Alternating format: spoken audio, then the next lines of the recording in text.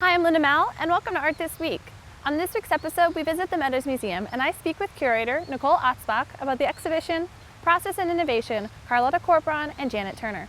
This is part 2 of our interview, where we focus on the artist Janet Turner. Now for Art This Week.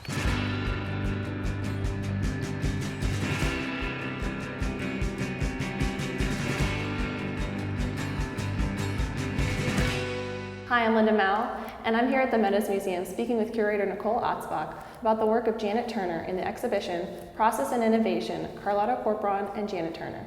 Nicole, thank you for being with me today. Thanks for being here. So I want to talk a little bit about how Janet Turner got her start. Absolutely. So Janet Turner started out studying Far Eastern Studies at Stanford, and she graduated there with honors. She returned to her hometown of Kansas City, Missouri. She was unable to find a job at that time. It was, the era of the Depression. She had graduated in '36 from Stanford, went back to Kansas City, and she went to the Art Institute there. And there she studied with the regionalist artist Thomas Hart Benton. And so she studied painting with him, and then she also, as a minor, studied lithography with John de Martelli. Once she finished there, she went to Claremont College in California and received her Master of Fine Arts. And once she was finished there, she finally landed a job at Stephen F. Austin University in Nacogdoches in 1947. And so she was there from 1947 until 1956. In this exhibition, you have a couple of different suites of her work. Can you tell me a little bit about this architectural suite that you see behind us? Yes, so there's a few things to note about these works here. We have 3, and I call them constructions. And I think, so when you look at Turner's work, one thing that you pick up on immediately is that she's very keen on nature. And these two, I feel like they follow in that same vein. These, I feel like they show her influence, the influence that she received from Thomas Hart Benton as a regionalist. This particular image here, this is the marble staircase, and in her writings, she talks about this being an image of a mansion that was in a wealthy suburb in Philadelphia. And it's basically a metaphor for the changing times from the Great Depression through World War II to this sort of new era. And it's so basically a house kind of decaying. And then above it, you have these very gray skies. So you have this interaction of this building within nature. Over here, this is a really interesting work. This is called Construction Powerhouse. And this reflects her time at Stephen F. Austin. This is an image of the powerhouse being built on the campus. You have this obviously very geometric building, and behind them you have these loblolly trees, pine trees of very characteristic of East Texas. And another thing to note about these works is the medium that she used. These are all silkscreen. And so silkscreen at that time was considered very innovative.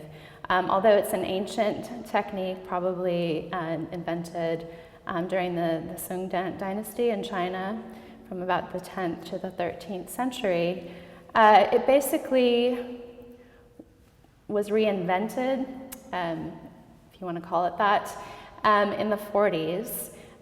There was a National Serigraph Society that was founded in New York, and Janet Turner went there and studied with Edward Landon, and they even renamed the medium from silkscreen to serigraph. Sera meaning silk and graph meaning to write.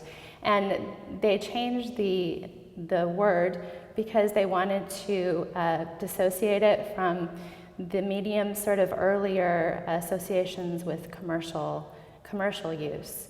And what's really interesting, I think, about her use of this is that I think when you think about silkscreen and artists in America, I think one person who comes to mind is Andy Warhol. But that experimentation for him didn't begin until the early 60s. So this is a couple decades earlier.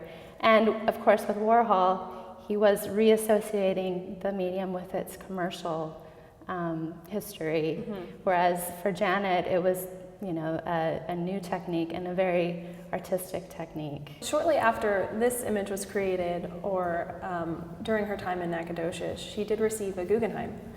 Yes. Can you tell me a little bit about that and what she used it to turn her work into? Absolutely.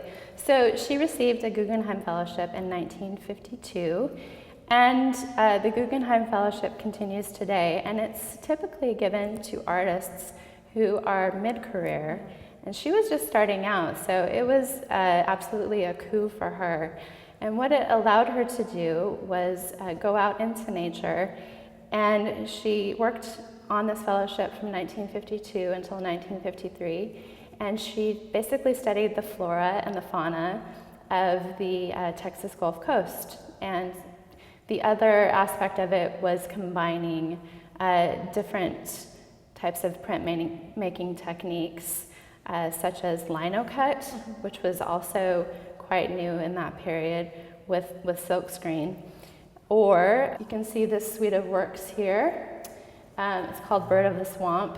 You can see, she used 5 different linoleum blocks to create these absolutely beautiful images of this bird that's indigenous to that area. And the other works from this fellowship, we have a few that are in this exhibition. One is this Roseate Spoonbill, and this beautiful little work. She combined, again, combining techniques, woodcut with silkscreen, which is a really interesting combination because woodcut is also a very old printmaking technique, whereas silkscreen was 20th century. And the woodcut aspect allowed her to really articulate this really interesting, the bill of the bird and the plumage, while the silkscreen allowed her to show off the beautiful pink feathers and the green head and the white neck of the bird. One other work from the Guggenheim Fellowship is over here. And it's right in the center of that wall, and it's called Black Vultures. And in terms of just precision and artistic execution, I think it's superb. And there is a small archive of her work at Stephen F. Austin, and there is a little description of this particular print. And she wrote that she was able to achieve these different tonalities between black and white by basically differentiating the linoleum block, rather. So essentially, the linoleum block for Black Vultures is not even. So the difference in the elevation of it, if you want to call it that, allowed for these grays and the different tonalities between black and white. Very clever. So this work is called Immature Golden Eagle. So once Janet Turner left Nacogdoches, she went on to get her doctorate in New York at Teachers College. And then she got a job at Chico State College, now California State University in Chico. And she started working there in 1960 until she retired in 1983. So this particular work was created in California, and I think you can see that in the landscape here. And this is an incredible work. Right in the middle of the bottom margin, it says edition variable. And what that means typically is that a work that's in a variable edition, each print is unique. So no two prints are the same. And I spoke with the curator at the Janet Turner Print Museum, which is at California State University, Catherine Sullivan, because I was discussing with her how I thought Janet Turner made this print. And what she told me was that with these larger prints, This edition would probably take at least a year, if not longer, to complete. And this is comprised of 3 different techniques. So this is woodcut, silkscreen, and linocut. And so you can see in the background here, this is woodcut, and you can see how she just relied on the natural wood grain to create this, beautiful sort of variations in the sky. And my theory with this particular work is that, drawing again on her Far Eastern studies and her love of the Far East, I think she may have been looking at 19th century artists, Japanese artists, such as Hokusai or Hiroshige, and they used a particular technique called bokashi, and it's for woodblock, and basically instead of inking the block uniformly, you only ink parts of it, or you might ink it in different colors. And so it can create this beautiful ombre effect. And when you look at this up here, it has this beautiful sort of gradient quality here. So either she worked in that technique or she was emulating that technique. Maybe after she finished the print, she went back and she painted that by hand, creating this beautiful sort of ombre effect here. But it's an absolutely stunning work. And this, of course, the entire suite of works that are in this show are from Bywater Special Collections, and this is the first time that this particular print has been exhibited. We want to thank Nicole for speaking with us. For more information on the exhibition, go to meadowsmuseumdallas.org. That's it for Art This Week. Thanks for watching.